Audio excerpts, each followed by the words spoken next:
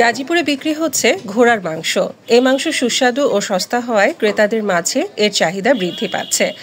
গাজীপুর মহানগরীর হায়দারাবাদ এলাকায় প্রতি শুক্রবার বিক্রি হচ্ছে ঘোড়ার মাংস। এবছরের শুরুতে বাণিজ্যিকভাবে শুরু হয় ঘোড়ার মাংস বিক্রি। এখন প্রতি শুক্রবার বিক্রি হয় প্রায় 400 কেজি ঘোড়ার মাংস। যেখানে গরুর মাংস প্রতি কেজি 750 টাকা, সেখানে ঘোড়ার মাংস প্রতি কেজি 250 টাকায় পাওয়ায় বাড়ছে ক্রেতা সংখ্যা, তেমনি খুশিও ক্রেতারা।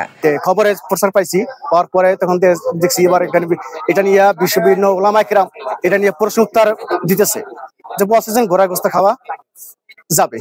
তো এখন শখ হয়েছে আর কি যে ঘোড়ার গোশত খাই না, দেখি না, এই প্রথম শুনলাম, এই জন্য একটু শখ হয়েছে ঘোড়ার গোশত খাই। ছোটর গোশত অনেক খেয়েছি বা খাসির গোশত খেয়েছি, কিন্তু ঘোড়ার গোশত এখনো খাইনি। যার কারণে গোশত দেখে খুবই সুন্দর লাগছে, যার কারণে আসছি নেওয়ার জন্য। খাইতে গরুর মতোই, আর আমার কাছে গরুর থেকে আরো বেশি স্বাদ লাগছিল। আম্মু রান্না করছিল, একটু শক্ত হয় এটা, কিন্তু যদি নরম করে ভালো মতো রাঁধতে পারে তাহলে একটু বেশি স্বাদ। যেহেতু ইমাম সাহেবরা বলতেছে এটা সম্পূর্ণ হালাল, তাই এটা নিয়ে আর কোনো দ্বিমত নাই আর কি। আপাতত 3 কেজি 1000 টাকা। এখন হলো আমার সিরিয়াল নাম্বার হলো 75, সিরিয়ালে আছি। একটি ঘোড়া দিয়ে বাণিজ্যিকভাবে মাংস বিক্রি শুরু করলেও এখন 6-7টি ঘোড়া জবাই করে বিক্রি হয়। দূর দূরান্ত থেকে ক্রেতারাও এ মাংস কিনতে আসছেন। প্রথমে মানুষ ভিন্ন মন্তব্য করলেও এখন হাদিস কোরআন জেনে কিনে খাচ্ছে বলে জানান বিক্রেতা। প্রথম মাসে আমরা নিজেরাই খাইছি এবং বন্ধু বান্ধবকে আমরা উপহার দিচ্ছি।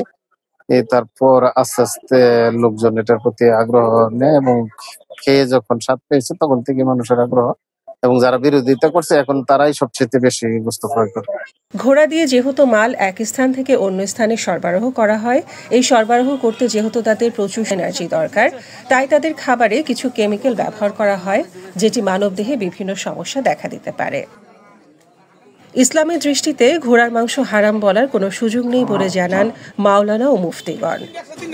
শামসী মাহমুদ, দৃষ্টি 24।